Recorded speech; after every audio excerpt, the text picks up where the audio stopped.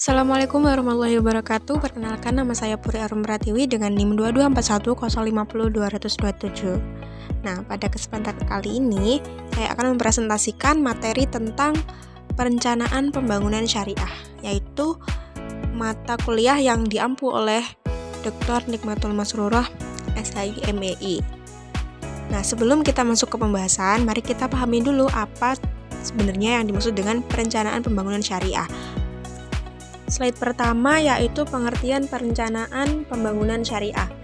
Menurut Miraza, perencanaan pembangunan syariah adalah sebuah konsep yang terstruktur dan sistematis untuk meningkatkan kesejahteraan masyarakat dengan berlandaskan prinsip-prinsip Islam atau syariah. Nah, jadi jika kita berbicara tentang perencanaan pembangunan syariah, kita tidak hanya berbicara tentang pembangunan ekonomi saja, tapi juga bagaimana ekonomi tersebut berjalan sesuai dengan nilai-nilai Islam seperti keadilan, keseimbangan, dan keberlanjutan. Selanjutnya yaitu perencanaan pembangunan syariah dapat diklasifikasikan berdasarkan 3 aspek utama, yaitu waktu, tujuan, dan sektor. Nah, jika dilihat dari segi waktu terdapat 3 jenis perencanaan, yaitu perencanaan jangka pendek, jangka menengah, dan jangka panjang.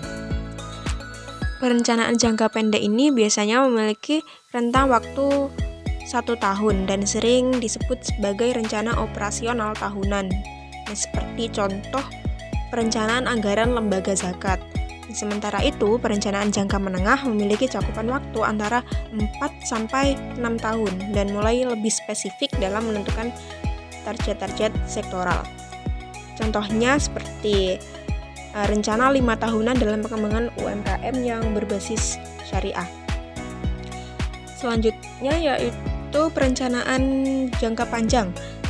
Ini mencakup rentang waktu antara 10 hingga 25 tahun dan berfungsi sebagai cetak biru pembangunan ekonomi syariah. Seperti contohnya visi Indonesia yang menjadi pusat ekonomi syariah dunia pada tahun 2050.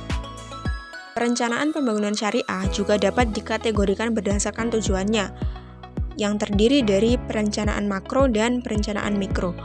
Perencanaan makro ini memiliki cakupan yang lebih luas karena berfokus pada kebijakan dan strategi di tingkat nasional atau regional. Contohnya seperti kebijakan pemerintah dalam membangun sistem keuangan syariah di Indonesia.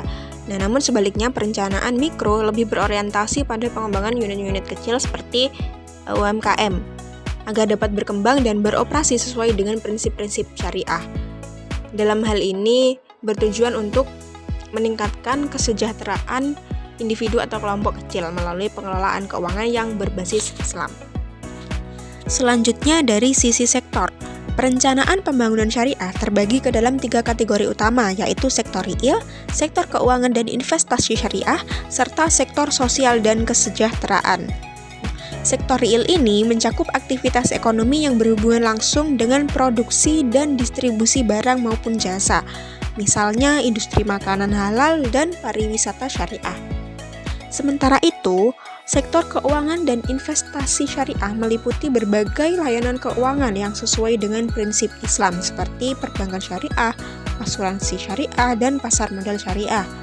Yang terakhir, yaitu sektor sosial dan kesejahteraan yang berfokus pada peningkatan kesejahteraan masyarakat melalui pengelolaan dana sosial Islam seperti zakat, infak, sedekah, dan wakaf yang bertujuan untuk mendistribusikan kekayaan secara lebih adil dan merata.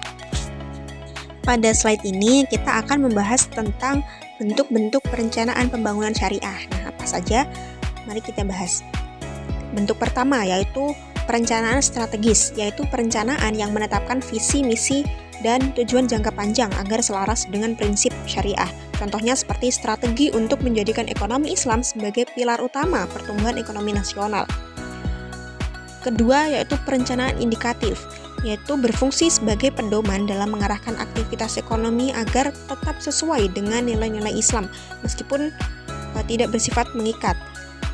Yang ketiga, perencanaan normatif, yang lebih ketat karena perencanaan ini menetapkan standar dan aturan yang harus diikuti oleh para pelaku ekonomi. Contohnya adalah aturan dalam transaksi perbankan syariah yang tidak boleh mengandung riba, seperti itu. Yang keempat, ada perencanaan operasional. Nah, perencanaan ini berfokus pada implementasi rencana strategis melalui program dan kegiatan konkret. Misalnya, bagaimana cara kita mendistribusikan dana wakaf untuk membangun rumah sakit atau sekolah yang berbasis Islam atau syariah. Kemudian yang terakhir ada perencanaan partisipasif. Nah, ini melibatkan berbagai pemangku kepentingan dalam proses perencanaan, seperti peran pemerintah, ulama, kemudian akademisi, dan masyarakat. Nah, mereka ini sangat diperlukan agar kebijakan yang ditetapkan benar-benar sesuai dengan kebutuhan dan nilai Islam. Dengan adanya partisipasi aktif dari berbagai pihak tersebut, maka pembangunan ekonomi Islam bisa berjalan lebih efektif dan berkelanjutan. Nah, itu tadi merupakan pembahasan tentang jenis-jenis dan bentuk perencanaan pembangunan syariah. Nah, berdasarkan penjelasan yang tadi, maka dapat disimpulkan bahwa perencanaan pembangunan syariah bukan hanya sekedar strategi ekonomi belaka, tetapi juga upaya untuk menciptakan sistem ekonomi yang lebih adil, seimbang, dan juga berlandaskan nilai-nilai Islam. Nah, melalui pendekatan yang sistematis dan komprehensif, pembangunan syariah ini diharapkan mampu membawa manfaat bagi seluruh masyarakat dan memberi solusi atas berbagai permasalahan ekonomi yang ada, khususnya yang ada di Indonesia. Demikianlah yang bisa saya sampaikan dalam presentasi ini. Kurang lebihnya mohon maaf. Terima kasih. Wassalamualaikum warahmatullahi wabarakatuh.